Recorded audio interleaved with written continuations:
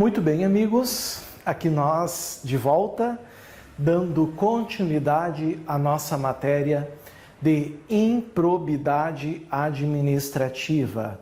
E estamos agora, então, na aula 2. Nessa aula 2, nós já estamos entrando já com os dois pés na Lei 8429 de 1992, que é a Lei de Improbidade Administrativa. Nós terminamos a aula anterior, o vídeo anterior, falando sobre inclusive o prólogo, né? E agora a gente vai partir para os artigos dessa lei, entender bem como funciona a Lei de Improbidade Administrativa. Esse capítulo 1 é do mesmo jeito que a lei trata ele, são as disposições gerais. E essas disposições gerais foram significativamente alteradas, modificadas pela Lei 14.230 de 2021. Eu já tinha falado para vocês, eu já tinha explicado para vocês que tinha surgido no ano de 2021 uma nova lei. E essa nova lei é uma lei que altera a lei de improbidade. Querem ver? Eu acho que não abre. Não abre, porque são slides. Mas quando a gente clica aqui, não adianta. Vocês vão ver, quem abrir essa lei vai ver que diz lá, essa lei altera, enfim, a Lei 8429, mas não a substitui. Bom isso, né? Uma questão boa. Se vier em prova, se acabar caindo em prova, para que a gente não se confunda, para que a gente não erre uma questão dessas. Ok? Bom, vamos ler aqui o artigo 1º, vamos tentar entender. Artigo 1º.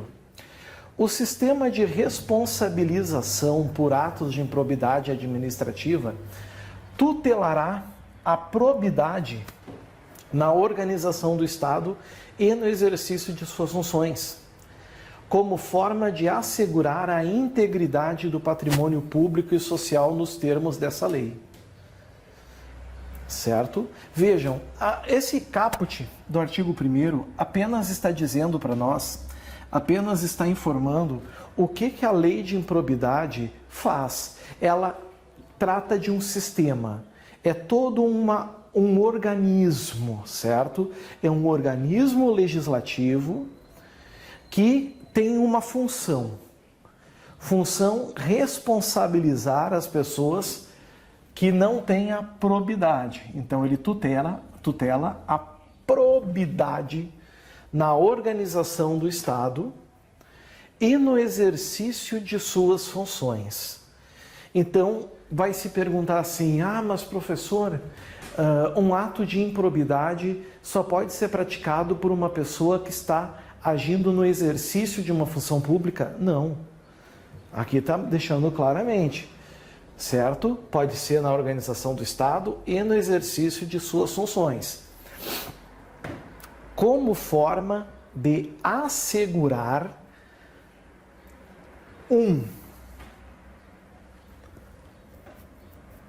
a integridade do patrimônio público e do patrimônio social. Ou seja, a coisa pública e a coisa da sociedade, nos termos dessa lei. Então nós vamos ter, na verdade, aqui, pessoal, um rol taxativo. Vamos colocar aqui, ó.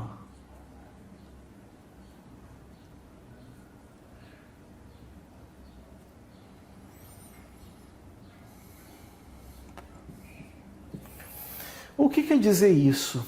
O que quer dizer rol taxativo? Quer dizer, pessoal, que só vai ser atos de improbidade o que estiver na Lei 8429. Vai vir uma questão na prova dizendo que o rol de atos de improbidade da lei é exemplificativo. Vai estar errado. O rol é taxativo. Temos que cuidar isso, certo? Aqui está. Taxativo. Bom, Agora vem o conceito de o que seria atos de improbidade. Nós já vimos? Já. Nós já vimos na aula passada o que é improbidade administrativa. Já vimos. Todavia, contudo, pessoal, nós não vimos de acordo com a lei. E agora vai vir a lei. Vejam que o conceito que está no parágrafo 1º, olha o símbolozinho que eu ensinei para vocês na aula passada. Nós vamos ter esse conceito baseado na nova lei, 14.230 de 2021, como praticamente todos os dispositivos aqui.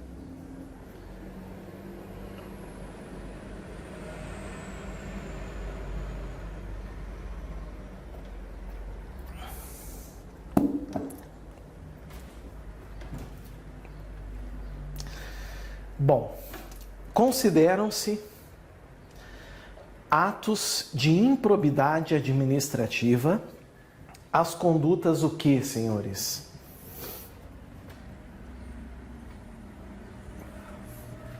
Dolosas. Condutas dolosas são condutas intencionais. São aquelas condutas em que o indivíduo quer cometer, quer praticar. Não é uma conduta sem querer, não é uma conduta sem intenção. O sujeito quer cometer, o sujeito quer praticar. Certo? Tipificadas nos artigos 9º,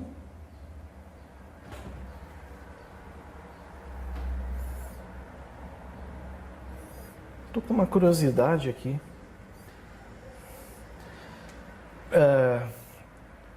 Eu preciso pegar a lei para ver se tem um 10º ali.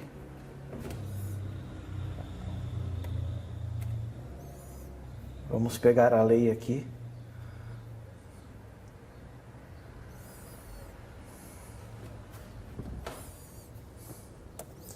Tirinho curto, né?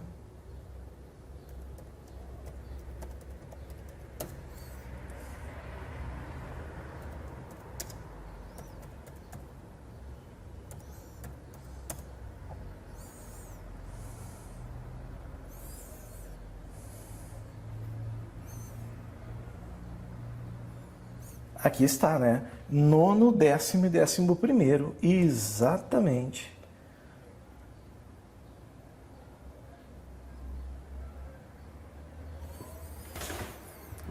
Nono, 10º e 11º. Todavia, seria interessante a gente olhar agora o que seria esses dispositivos, né?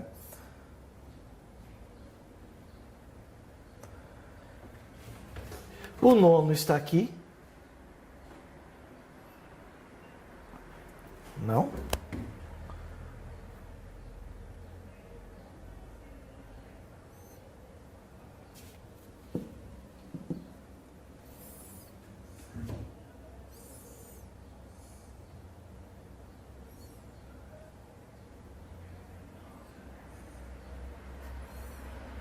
Vamos fechar aqui.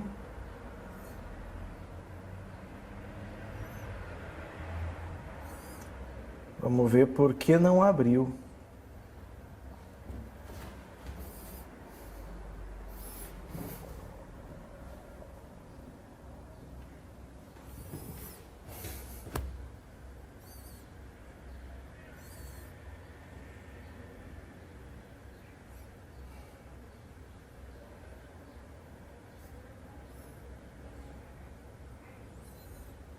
Que interessante, né, pessoal? Por algum motivo,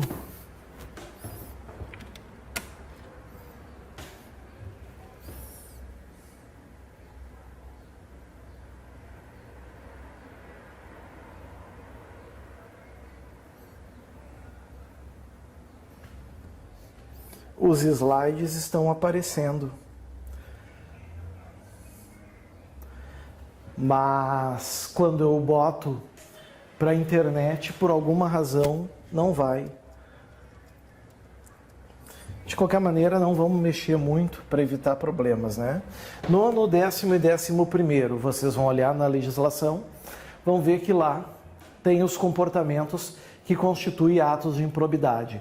Deixando bem claro, pessoal, que aquele rol é um rol taxativo. São esses os atos de improbidade, não podem ser outros, certo? Ressalvados tipos previstos em leis especiais. Vamos destacar isso. O que isso quer dizer? Isso quer dizer o seguinte: se surgir leis especiais dizendo que tal comportamento é um ato de improbidade, esse ato vai excepcionalizar. Certo? Isso não quer dizer que o rol é exemplificativo? Não. Por quê? Porque a lei é muito clara ao dizer: consideram-se atos de improbidade as condutas tipificadas dolosas nos artigos 9º, 10º e 11º. Se quiser excepcionalizar, tem que vir previsto em lei. Então aqui não diz são atos de improbidade, por exemplo, não. Então o rol não é exemplificativo, o rol é taxativo. Quer dizer que é números clausos que vai se esgotar aqui? Não. Talvez venha leis especiais dizendo que tal comportamento também constitui ato de improbidade. Certo? Pode acontecer, mas não é a previsão da lei de improbidade no 9º, 10º e 11º. Ali é taxativo. Quem sabe em 2022 vem uma nova lei qualquer, não precisa alterar a lei de improbidade, e traga a previsão de um fato e diga que tal comportamento é um ato de improbidade. Nada impede. Então, cuidemos isso, certo?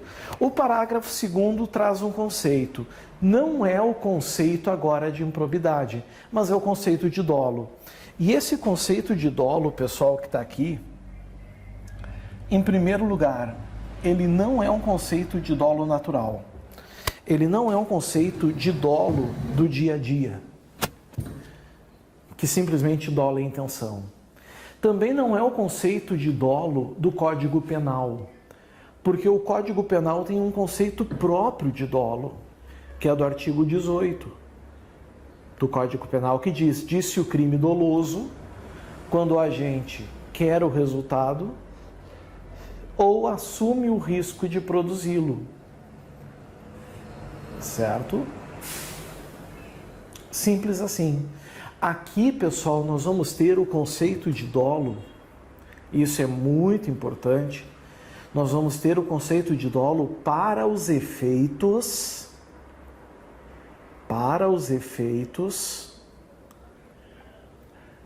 da lei de improbidade. Ali não diz, mas fica fácil nós chegarmos a essa interpretação. Considera-se dolo para efeitos da lei de improbidade. A vontade, isso aqui então é o quê? Livre e consciente de alcançar o resultado lícito tipificado nos artigos 10, 11 e 12 dessa lei, não bastando a voluntariedade do agente. Eu vou pegar o quadro aqui, para colocar aqui e a gente poder entender.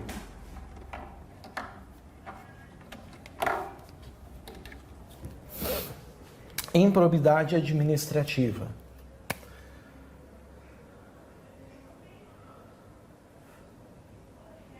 Dolo. Lembrando que esse dolo é para efeitos de improbidade administrativa. Ele não é muito diferente de qualquer outro dolo, até porque nós vamos ter a união, então,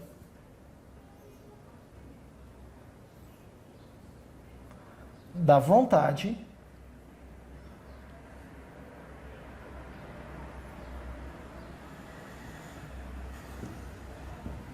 mais a consciência, né? Porque diz que é a vontade livre e consciente. Então, vontade é o elemento volitivo.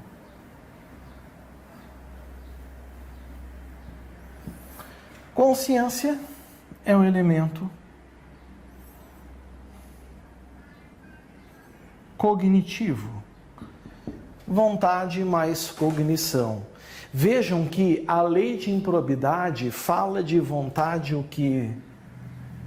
Livre. Ou seja, sem vício.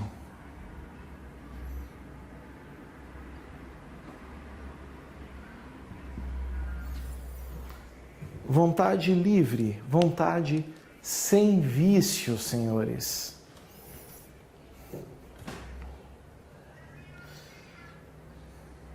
Ok?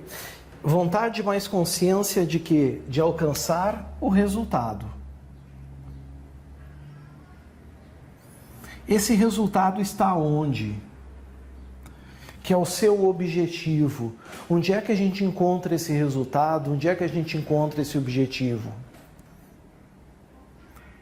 Artigos 9º, 10º, 11º.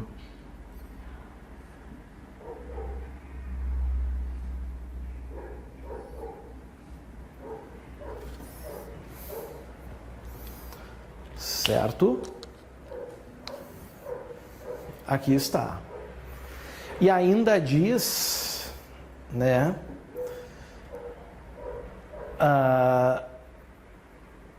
Ainda diz aqui, pessoal, que não basta a voluntariedade do agente.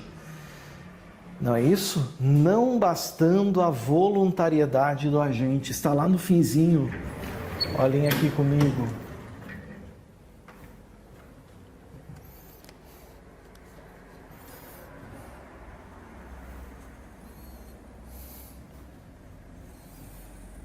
Muitos vão dizer, professor, mas voluntariedade não é vontade mais consciência? Não.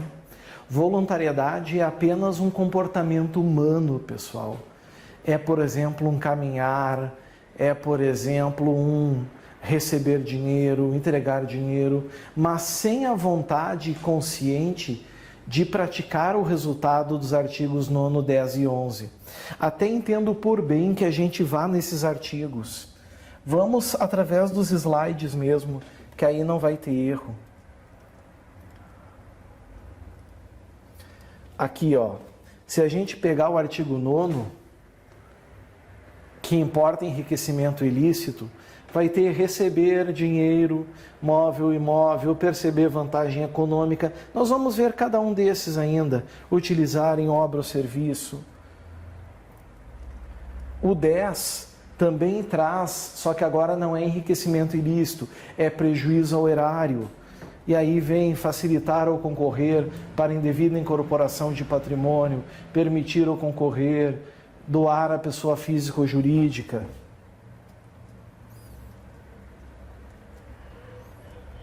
E contra os princípios da administração, contra o LIMP, revelar fato ou circunstância, negar. Esse é um exemplo claro. Revelar fato ou circunstância que tem ciência em razão das atribuições. Revelar um sigilo. Se eu fizer isso sem querer, eu agi voluntariamente, mas eu não tive vontade e consciência de causar o prejuízo à administração, aos princípios da administração. E aí não vai ser, evidentemente, um ato de improbidade. Se deram conta?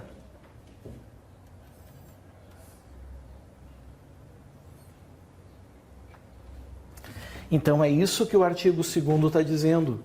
Considera-se dolo a vontade livre e consciente de alcançar o resultado ilícito desses artigos. Certo? 9º, 10º, 11º. 9º, enriquecimento ilícito. 10º, prejuízo ao erário. 11º, contra os princípios da administração. Não bastando a voluntariedade do agente. Ok? Parágrafo 3º. O mero exercício da função ou desempenho de competências públicas sem comprovação de ato doloso com fim ilícito afasta a responsabilidade por ato de improbidade administrativa. O que nós temos no parágrafo 3º, então, senhores?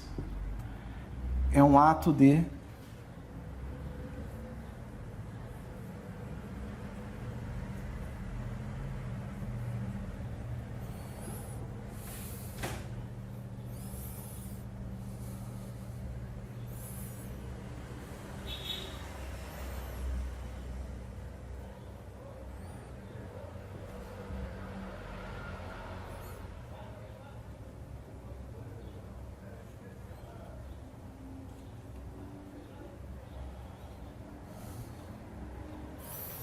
atipicidade de improbidade administrativa. O que isso quer dizer?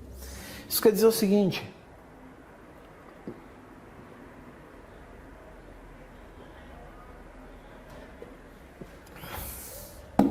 o que eu acabei de informar para os senhores. Suponhamos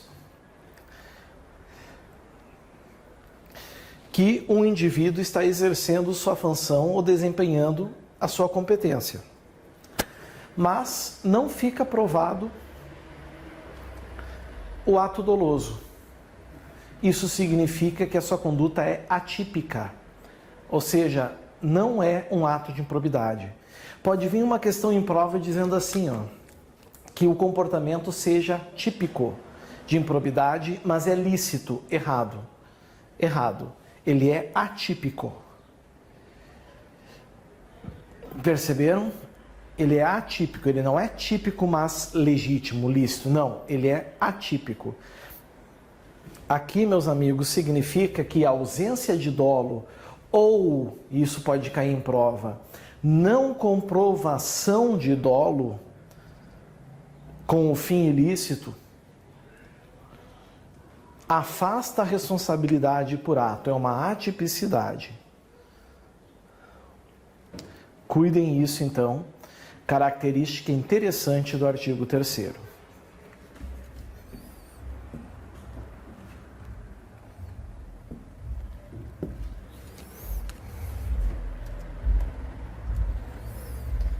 Parágrafo 4º.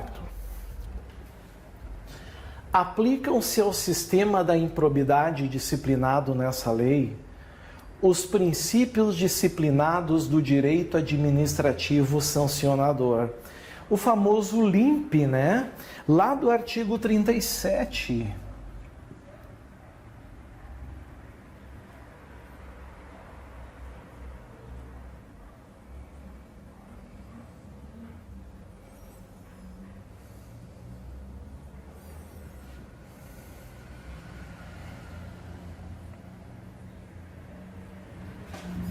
Legalidade, impessoalidade, moralidade,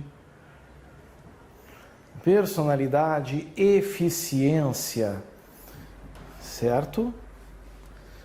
Tá aqui, ou seja, ao sistema de improbidade que a Lei 8429 regulamenta e é o principal núcleo, esses princípios constitucionais também são aplicados. Se bem que isso era muito fácil, né? Se a base do prólogo é o 37, parágrafo 4º, se tem o parágrafo 4º, o 37 está junto. Não tem como errar isso, né, pessoal? Certo? Vejam que interessante o parágrafo 5º. O parágrafo 5º é um artigo explicativo.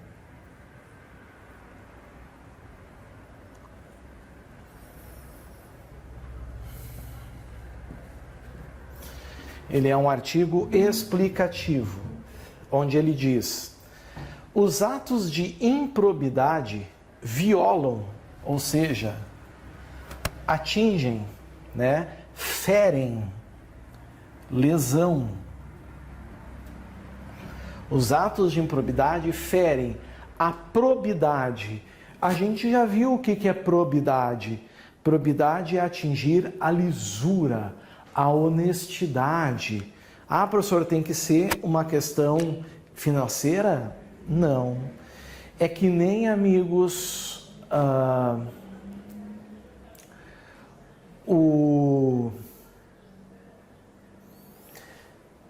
é que nem o pai que tem um filho, tá? Esse filho não comete crime, mas esse filho é mal educado com as pessoas, por exemplo, ele acaba atingindo o pai. As pessoas dizem, pai, esse pai não sabe educar o seu filho. Mesmo não cometendo o crime, acaba atingindo a probidade. Certo? Vocês imaginam o filho de um militar que é surpreendido fumando maconha. Tudo bem, o filho do militar pode ser responsabilizado por estar portando drogas para o seu consumo. Mas isso acaba atingindo o pai do militar de um jeito ou de outro. Se deram conta? A administração pública é a mesma coisa. Os seus afiliados, com seus comportamentos, atingem o pai e a administração. Os atos de improbidade violam a probidade na organização do Estado. O Estado paga por isso. Certo? E no exercício de suas funções e a integridade do patrimônio público e social dos poderes. E aqui não escapa nenhum dos poderes. Podem ver. Executivo 1, Legislativo 2, Judiciário 3, bem como da administração direta 4, indireta 5, no âmbito da União 6, dos estados 7, dos municípios 8 e Distrito Federal 9, embora aqui algo engloba, né? Porque nós temos, por exemplo, o Legislativo da União, o Legislativo dos municípios, nós temos a Câmara de Vereadores, nós temos a Assembleia Legislativa, nós temos, né? Enfim, nós temos o Judiciário no âmbito estadual, nós temos o Judiciário no âmbito da União. Os atos de improbidade, o parágrafo 5 está dizendo que atinge a todos os setores. Isso é muito importante. Atinge a todos os setores. Cuidem isso. E o parágrafo 6º? Parágrafo 6º eu vou destacar, porque ele traz uma informação deveras importantíssima. E nós temos que cuidar muito bem. Senhores, estão sujeitos às sanções dessa lei. Paris, lembram? Perda de bens, a ação penal, restituição ao erário, indisponibilidade de bens, suspensão dos direitos políticos. Estão sujeitos às sanções dessa lei os atos de improbidade praticados contra o patrimônio de entidade privada que receba subvenção. Ah, professor, e patrimônio público? Também. Mas esse parágrafo 6º é só para explicar isso que vocês estão vendo aqui. Que receba subvenção, benefício ou incentivo fiscal ou creditício de entes públicos ou governamentais previstos no parágrafo 5º deste artigo. Que estão aqui recebendo de qualquer um desses órgãos que os senhores estão vendo. Tudo isso, meus amigos, também, né, surgiu com a Lei 14.230 de 2021. Então, também deve ser devidamente cuidado para que a gente não tome aqui nenhuma surpresa. Certo? Dominem bem aqui esse parágrafo, para que não haja erro, não haja susto. A gente segue. A gente tem que entrar agora no parágrafo 7º. Todavia, a gente precisa agora dar um tempo nesse nosso vídeo. Vamos dar uma relaxada. Essa foi a primeira parte da nossa aula 2, certo? É a aula 2A. Logo, logo, nós vamos voltar para falar sobre a aula 2B. Agora nós vamos tomar um cafezinho, um chazinho, vamos dar uma relaxada e daqui a pouquinho a gente volta então para dar seguimento a essa nossa matéria, certinho? Até mais, aguardo vocês. Valeu. Tchau, tchau. Você acaba de assistir a uma aula, uma parte das muitas aulas que nós temos aqui no nosso curso preparatório Gabaritando Universidade Federal do Espírito Santo para o cargo de assistente em administração. E se você chegou até aqui, é porque gostou, não é verdade? Então continua, porque eu tenho um recado importante para te passar. Nós aqui do Vencendo Concursos montamos o curso online preparatório completo para você ser aprovado no concurso da Universidade Federal do Espírito Santo. E eu quero aproveitar e mostrar quais são as vantagens do nosso curso preparatório. Então acompanha aí comigo, para você visualizar o porquê de iniciar seus estudos aqui no Vencendo Concursos. Olha só, primeira grande vantagem que ao adquirir o curso preparatório, você recebe no seu e-mail os dados de acesso. Então você vai ter acesso imediato ao curso.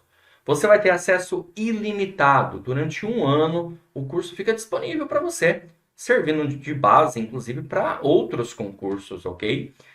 Você vai ter no curso teoria e questões comentadas. Aliás, centenas de questões comentadas pelos nossos professores. E também material em PDF das aulas, tá certo?